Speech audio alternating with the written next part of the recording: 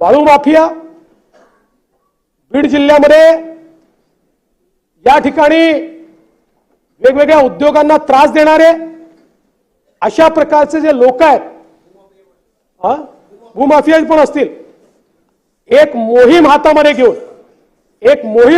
घेऊन या सर्व लोकांवर संघटित गुन्हेगारीच्या अंतर्गत त्या ठिकाणी कारवाई करण्यात येईल। आणि हे जे सगळं प्रकरण आहे, या प्रकरणामध्ये दोन प्रकारची चौकशी आम्ही करणार आहोत। एक आयजी लेवल अधिकारी यांच्या अंतर्गत एसआयटी तयार केलेली आहे। ती एसआयटी या प्रकरणाची पूर्ण चौकशी करेल। आणि दुसरीकडे, कारण शेवटी एसआयटी चौकशी करताना गुन्ह्याच्या अनुषंगाने करते, इकोसिस्टीमच्या अनुषंगाने चौकशी झाली पाहिजे, म्हणून न्यायालयीन चौकशी देखील या संपूर्ण प्रकरणाची या ठिकाणी केली जाईल। टाइमलाइन आपण साधारणपणे 3 ते 6 महिन्यात पूर्ण करू, 3 ते 6 महिन्यात। आणि स्वर्गीय संतोष देशमुख जे आहेत, यांच्यासारखा एक युवा सरपंच, खरं म्हणजे मी मगाशी देखील बोललो, कोणाच्या जीवाचं मोल आपण पैशाने करू शकत नाही, तथापि एक छोटीशी मदत म्हणून त्यांच्या परिवाराला 10 लाख रुपयाची मदत ही राज्य सरकारच्या वतीने करण्यात येईल। आणि या संपूर्ण प्रकरणाची गंभीरता आणि त्यासोबत या ठिकाणी जी प्रकरणं बाहेर येत आहेत,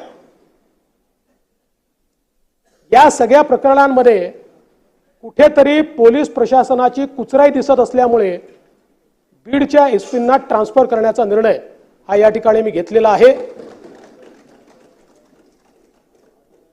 महाजनांचा जो विषय, पाटीलला तो ऑलरेडी आपण सस्पेंड केलाय, पण महाजनांच्या संदर्भात मी माहिती घेतली। बघा, चुकीच्या व्यक्तीवर कारवाई होऊ नये म्हणून मी तुम्हाला टाइमलाइन सांगतो। आणि ही जी टाइमलाइन आहे, ही सगळी सीसीटीव्ही फुटेजमध्ये उपलब्ध आहे।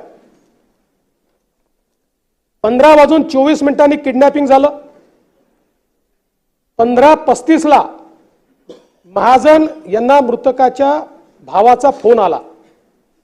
15:43 सुदर्शन घुलेचं लोकेशन हे त्यांनी चिचोली माळी शिवारात असल्याचं महाजनांनी असर्टन केलं।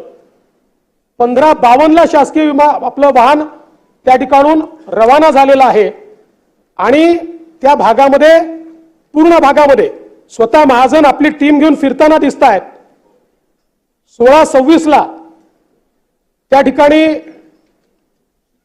त्यांचं बोलणं हे शिवराज देशमुख, म्हणजे जे त्यांचे आत्ते भाऊ जे ड्रायव्हर होते, त्यांच्याशी झालेलं आहे। आणि 16:36 देखील त्यांचं टोल नाक्यावर लोकेशन दिसतंय पूर्ण त्यांच्या टीम सहित। त्यामुळे या संपूर्ण